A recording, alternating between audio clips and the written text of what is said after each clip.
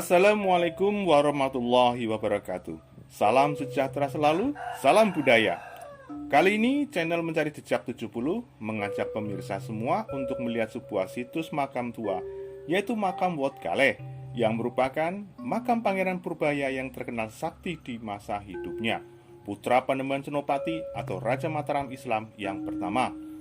Makam tersebut berada di wilayah Jalan Raya Berbah, Mereten, Sendang Tirto, Kecamatan Berbah, Kabupaten Sleman, daerah istimewa Yogyakarta, yang kebetulan berdekatan dengan lapangan udara Maguwo atau lebih dikenal sebagai lapangan terbang Adi Sucipto, Yogyakarta.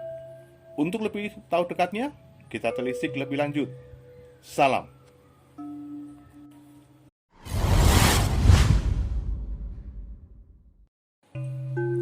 Makam Wat Galeh. Pangeran Purbaya, putra Panembahan Senopati Raja Mataram Islam pertama. Makam ini berdiri di sebuah areal tanah di wilayah Berbah, berbatasan dengan lapangan udara Adi Sucipto dan Akademi Militer Angkatan Udara Indonesia. Lalu siapakah gerangan Pangeran Purbaya? Masa kecil Pangeran Purbaya bernama Joko Umbaran. Joko Umbaran atau Pangeran Purbaya kecil dilahirkan dari rahim seorang wanita yang bernama Roro Lembayung, putri dari Ki Ageng Giring, yang dinikahi dengan Danang Sutawijaya, yang kelak saat sudah menjadi Raja Mataram Islam pertama bergelar Panembahan Senopati Sutawijaya. Pernikahan Roro Lembayung dengan Danang Sutawijaya atau Panembahan Senopati adalah atas dasar perjodohan yang dilakukan oleh ayahandanya Danang Sutawijaya, yaitu Ki Ageng Giring dengan Ki Ageng Pemanahan. Selaku bersahabat, mereka menikahkan kedua anak, yaitu Danang Sutawijaya dan Roro Lembayung. Pernikahan itu pun didasari dari adanya suatu peristiwa terminumnya buah kelapa muda Gagak Emprit yang dimiliki oleh Ki Ageng Giring yang diminum oleh Ki Ageng Pemanahan. Yang dipercaya bahwa siapapun yang meminum air kelapa hijau Gagak Emprit, kelak keturunannya akan menjadi ratu atau raja tanah Jawa. Maka terjadilah kesepakatan politik antara keduanya dengan cara menikahkan kedua anak bersahabat tersebut. Maka lahirlah bayi laki-laki bernama Joko Umbaran dari pasangan tersebut. Joko Umbaran artinya anak laki-laki yang suka mengembara atau ditelantarkan. Peristiwa tersebut karena Joko Umbaran atau kelak bernama Pangeran Purbaya, putra pertama Panembahan Senopati itu ditelantarkan oleh ayahnya. Ayahnya tidak mencintai ibunya si anak tersebut, karena pernikahan yang dilakukan mereka adalah karena unsur perjodohan. Bertahun-tahun Joko Umbaran mempertanyakan siapa jati diri ayahnya kepada sang ibu, tetapi sang ibu menutupi siapa ayahnya. Namun suatu ketika Joko Umbaran dianjurkan oleh ibunya ke kota raja. Oleh ibunya di kota raja atau di kota gede untuk menanyakan siapa jati diri ayahnya.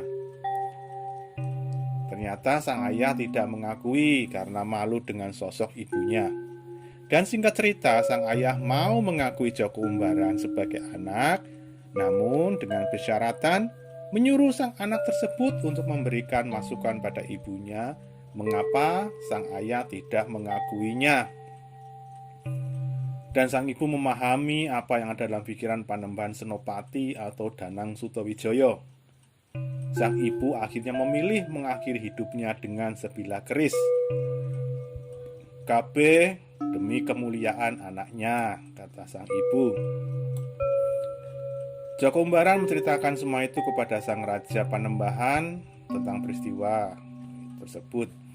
Dan akhirnya sang Panembahan Senopati menerima Joko Umbaran atau Pangeran Purbaya sebagai putra pertamanya.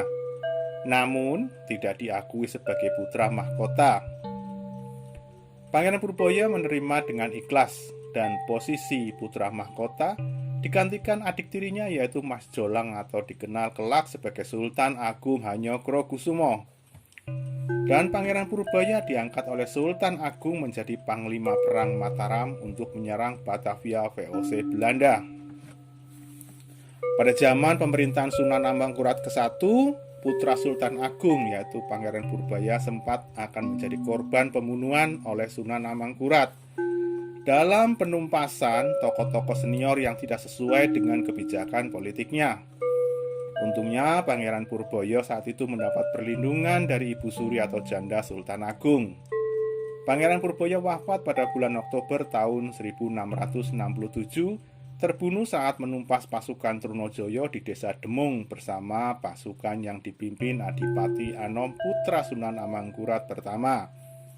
Beliau wafat saat dikeroyok oleh pasukan khusus gabungan dari pasukan Makassar dan Madura di pemberontakan Trunojoyo tersebut. Di usia senja, beliau wafat gugur membela bangsa dan rakyatnya, tepatnya di pertempuran besar desa Gegodok. Makam Potgaleh hingga kini sangat dikeramatkan karena Pangeran Purbaya dikenal seorang yang Panglima Sakti Mandraguna dari masa pemerintahan Panembahan Senopati lalu ke pemerintahan Sultan Agung Hanyokrokusumo sampai wafat di usia senja pada saat pemerintahan Sunan Amangkurat ke-1, putra dari Sultan Agung Hanyokrokusumo. Setelah pengunjung berkunjung ke tempat tersebut bisa mampir untuk membeli jajanan oleh-oleh khas Jogja di wilayah kota Yogyakarta yang tak asing lagi seperti halnya bakpia, yangko, dan lain-lain. Makanan-makanan kuliner juga jangan lupa seperti gudeg dan lain-lain. Mumpung masih di kota Yogyakarta, gudegnya pasti asli ya. Semoga dengan informasi ini bisa menambah pengetahuan akan sejarah spiritual, bisa menambah wawasan, juga menambah semuanya. Karena bagaimana juga kita hidup di zaman sekarang karena ada zaman sebelum kita. Kita bisa ketemu lagi di konten yang lainnya dengan tujuan berbeda. Kita bisa melihat sejarah yang ada, bagaimanapun juga beliau-beliau yang ada di makam tersebut merupakan sosok-sosok yang fenomenal di zamannya dan yang merupakan fondasi daripada bangsa dan negara ini. Baik itu dari Pangeran Purbaya dan orang-orang yang semuanya itu dimakamkan di situ, karena kebetulan makam tersebut juga merupakan makam daripada keturunan daripada Pangeran Purbaya. Jumlahnya ratusan.